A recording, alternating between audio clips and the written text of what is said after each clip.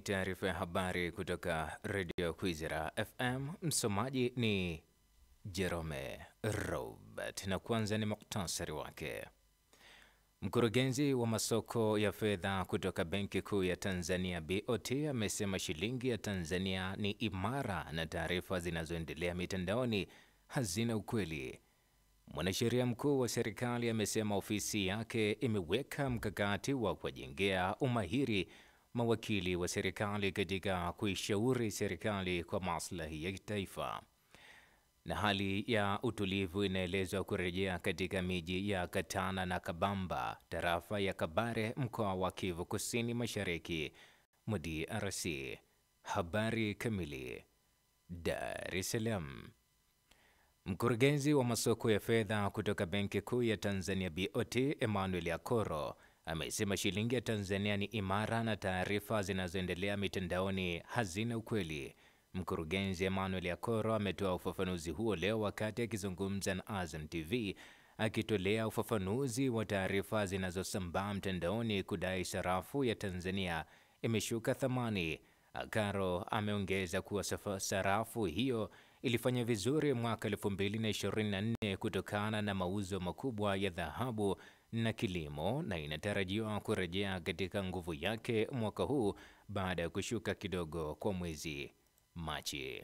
Kwa sasa hivi hali ya shilingi ya Tanzania ni imara na thabiti. Ukiangalia mwenendo wake wa thamani katika kipindi cha miezi 12 iliyopita imeteremka kidogo kwa asilimia kama 3.6 ukitumia data ambazo zinatokana na vyombo mbalimbali vya kimataifa kama Bloomberg. Na kwa ujumla wake tunavyoona Tanzania, muundo wetu wa soko la fedha za kigeni tunasema ni soko ambalo ni la msimu. Kuna msimu ambapo kunakuwa na upatikanaji mkubwa zaidi wa fedha za kigeni na kunakuwa na msimu ambapo upatikanaji huo unapungua kidogo. Arusha. Mwanasheria mkuu wa serikali Hamza Johari amesema ofisi yake imeweka mkakati wa kuwajengea umahiri wa wawakilishi wa serikali katika kuishauri serikali kwa maslahi ya taifa. Johari amesema hayo wakati akitoa salamu za ofisi ya mwanasheria mkuu wa serikali kwa mawakili takriban 300 wa serikali wanaoshiriki mafunzo ya siku 5 iliyoandaliwa na ofisi yake jijini Arusha. Mwanasheria mkuu Hamza Johari ameongeza kuwa elimu hiyo itasaidia kukuza uzalendo kwa usalama wa taifa na uchumi endelevu katika sekta mbalimbali. Kigoma. Wananchi mkoani Kigoma wametakiwa kuendelea kulinda amani ya nchi na kuepuka uchochezi na vurugu katika jamii bila kujali itikadi za dini, vyama wala kabila. Hayo yameelezwa na mwenyekiti wa CCM mkoa wa Kigoma Jamali Tamim wakati wa hafla ya kufuturisha wagonjwa katika hospitali ya Maweni mkoani humo, na kusema wananchi wanapaswa kushiriki katika kila jambo.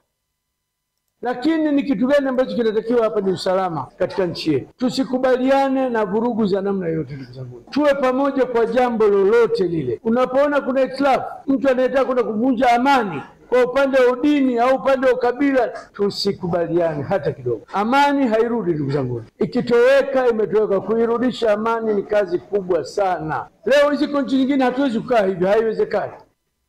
Hafla hiyo imeandaliwa na Jumuiya ya Kiislamu JAI kwa lengo la kuwafariji wagonjwa ambao hawana ndugu wa kuwapatia mahitaji maalum. Arusha. Mkurugenzi mkuu wa shirika la reli Tanzania TRC Masanja Kadogosa amesema serikali imeanza taratibu za ujenzi wa reli ya kisasa SGR ya kuunganisha mikoa ya kaskazini. Kadogosa amesema hayo jijini Arusha alipokutana na kufanya mazungumzo na mkuu wa mkoa huo Paul Makonda jana Machi 25. Kadogosa amesema ujenzi huo ni maono ya baba wa taifa hayati Mwalimu Julius Nyerere, ambapo sasa serikali ya awamu ya 6 itajenga reli hiyo ya kisasa sambamba na kufanya maboresho kwenye reli ya kaskazini.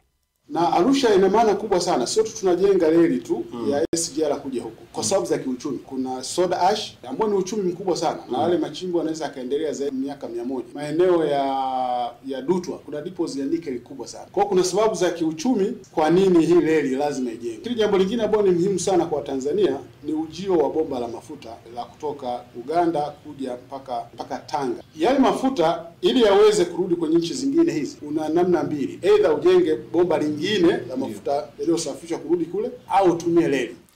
Unaendelea kusikiliza taarifa ya habari kutoka Radio Kwizera FM Kinshasa. Hali ya utulivu inaelezwa kurejea katika miji ya Katana na Kabamba, tarafa ya Kabare, mkoa wa Kivu Kusini, mashariki mwa DRC, baada ya mapigano ya jana kati ya jeshi la taifa na wazalendo dhidi ya waasi wa M23. Taarifa kutoka kwa shuhuda mmoja katika mji wa Katana amesema makundi ya wazalendo pamoja na jeshi la taifa yalishikilia kwa masaa kadhaa miji ya Katana na Kabamba. Amesema kwenye mapambano hayo mtu mmoja ameuawa kwa kupigwa risasi, huku watu wengine zaidi ya 10 wakijeruhiwa kwa mabomu ambayo yamerushwa pande zote na wanaendelea kupata matibabu. Mashambulizi mengine yameshuhudiwa kwenye uwanja wa ndege wa Kavumu ambapo makundi ya wazalendo yanajaribu bila mafanikio ya kuteka uwanja huo. Aidha, hadi asubuhi ya leo makundi ya waasi M23 ndio ambayo yanaonekana katika miji ya Katana na Kabamba, pia kwenye uwanja wa ndege wa Kavumu. Seoul. Watu 18 wamepoteza maisha na wengine 19 kujeruhiwa wakati moto wa nyika wa Korea Kusini ukiendelea kuteketeza eneo la kusini mashariki mwa nchi hiyo. Wizara ya mambo ya ndani na usalama imesema janga hilo ambalo halijawahi kushuhudiwa bado ni baya, kulingana na kaimu rais Han Duck-soo ambaye amesema moto huo unaandika upya vitabu vya rekodi za moto mbaya zaidi katika historia ya taifa hilo. Zaidi ya watu 23,000 wamehamishwa na mamia ya majengo yameharibiwa, huku upepo mkali ukichochea moto huo. Maeneo kadhaa ya urithi wa kitamaduni pia yameathiriwa, ikiwa ni pamoja na hekalu la Wabudha la umri wa miaka 1300 ambalo liliharibiwa wakati hazina nyingine za kitaifa zikihamishwa.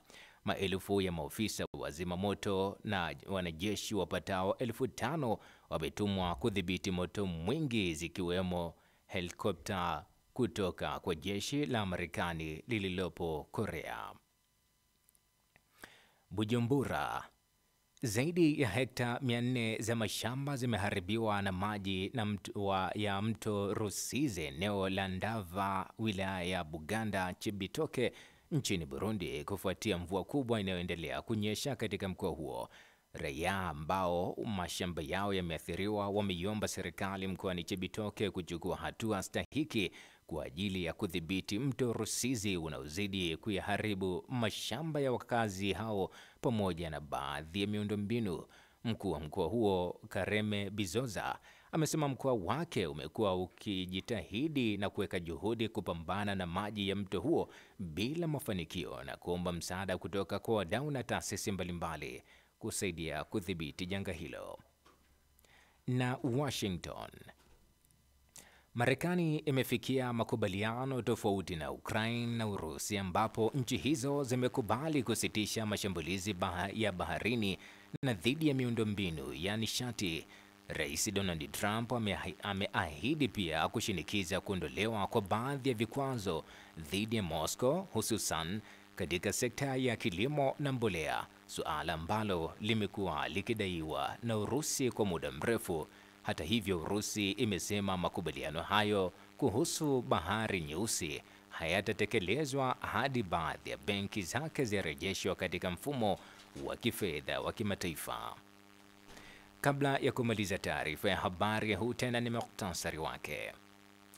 Mkurugenzi wa masoko ya fedha kutoka Benki Kuu ya Tanzania BOT amesema shilingi ya Tanzania ni imara na taarifa zinazoendelea mitandaoni hazina ukweli. Mwanasheria mkuu wa serikali amesema ofisi yake inaendelea na kuweka mikakati ya kuwajengea umahiri mawakili wa serikali katika kuishauri serikali kwa maslahi ya taifa.